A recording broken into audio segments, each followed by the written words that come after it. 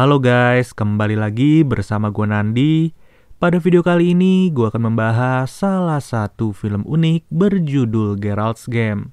Tidak pernah lupa, gue juga selalu mendoakan agar kalian dan keluarga bahagia selalu ya.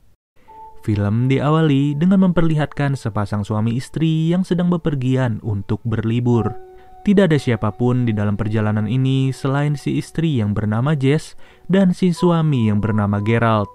Di tengah perjalanan, mereka pun dikejutkan dengan seekor anjing yang ternyata sedang menikmati sebuah bangkai. Tapi Geralt tidak mau ambil pusing dan ia pun kembali melanjutkan perjalanannya.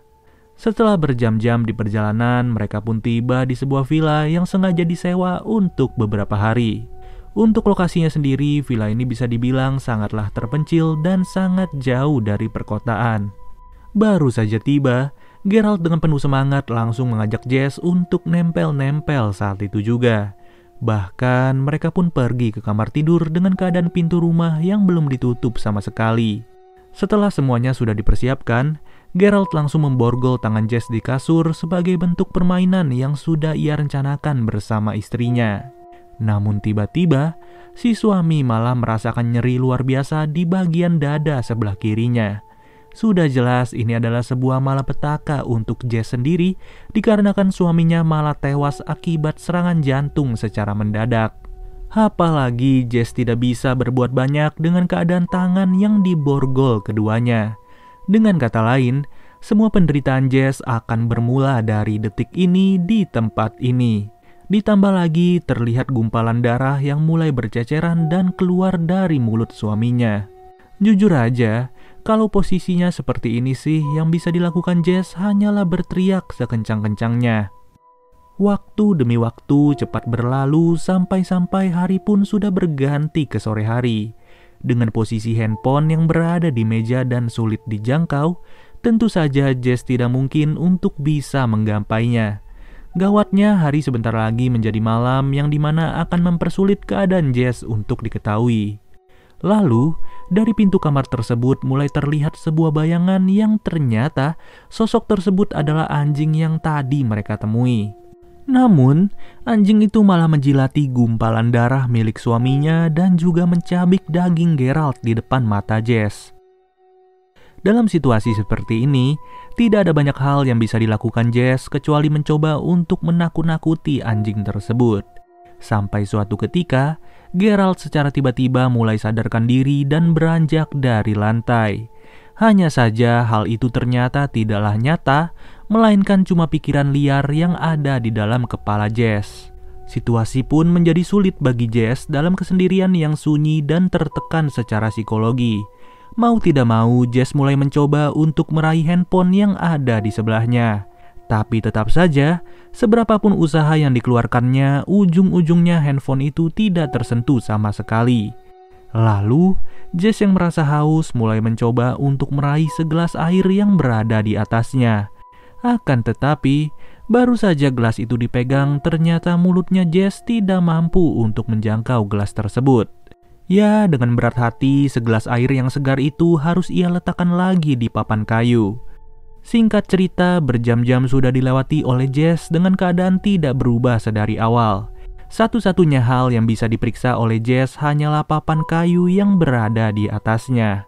Benar saja, di bagian kiri dari papan itu terdapat sebuah kartu yang berhasil diraba oleh Jess. Seketika itu pun ia menekuk kartu itu secara perlahan sampai membentuk sebuah sedotan. Untung saja kali ini ide cemerlang dari Jess membuahkan hasil dan ia langsung menikmati segelas air tanpa ragu.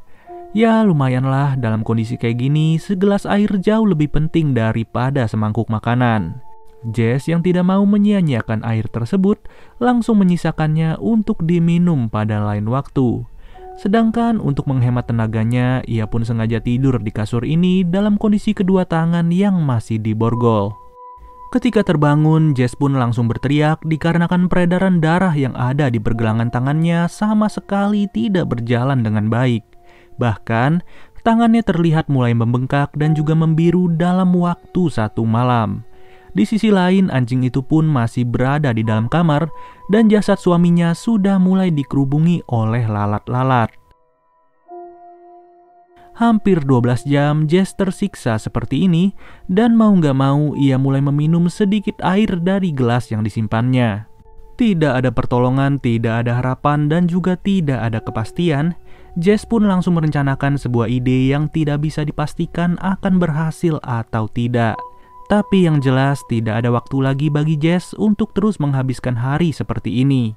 Tubuhnya sendiri semakin lama terasa semakin lemas, yang dimana sangat mungkin untuk mengurangi tingkat fokus pikirannya.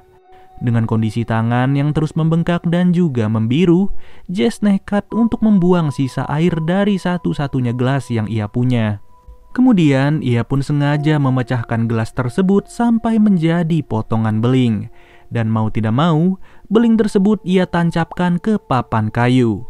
Hebatnya, ia langsung menggoreskan pergelangan tangannya ke beling tersebut agar membuat darahnya tidak tersumbat dan membeku. Ya, bisa dibayangkan kayak gimana ya rasanya kulit setipis itu digoreskan ke potongan beling yang begitu tajam. Tidak sampai di situ, kondisi tangan yang sudah dipenuhi oleh darah langsung dimanfaatkan oleh Jess untuk meloloskan tangannya dari ikatan borgol. Dengan kata lain, darah segar yang mengucur itu juga sengaja digunakan oleh Jess sebagai pelicin untuk meloloskan diri. Kali ini hanya tangan kirinya yang masihlah terborgol, dan ia pun langsung mendorong kasur tersebut untuk mendekati meja. Sudah dipastikan ia bertujuan untuk menggapai handphone yang ada di sebelahnya menggunakan jari-jari dari kakinya. Sialnya, setelah handphone diambil, ternyata handphone tersebut sudahlah kehabisan baterai. Mau tidak mau, ia kembali menggeser kasur itu dan berusaha untuk menggapai kunci borgol yang diletakkan oleh suaminya. Momen paling menegangkannya sih, jangan sampailah kunci itu terjatuh dan terpental dari jangkauan Jess.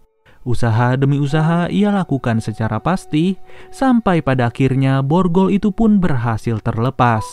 Hal pertama yang dilakukan oleh Jess saat terlepas adalah meminum air keran dan juga membilas tangannya yang sudah dipenuhi darah.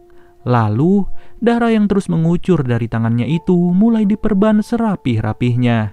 Tapi lagi-lagi saat ia baru saja melihat kunci mobil, Jess malah terpingsan secara tiba-tiba. Saat terbangun, hari pun ternyata sudah menjadi malam dan ia melihat jasad suaminya yang sudah tidak berbentuk. Dengan keyakinan yang begitu kuat, ia pun langsung mengambil kunci mobil dan pergi dari tempat yang mengerikan itu. Namun sialnya, Jess yang sudah terlalu lemas membuat dirinya sulit untuk menyetir. Ya, ujung-ujungnya ia pun harus menabrak sebuah pohon dan mengalami benturan yang cukup keras. Tapi beruntungnya ada penghuni sebuah rumah yang menyadari suara benturan itu.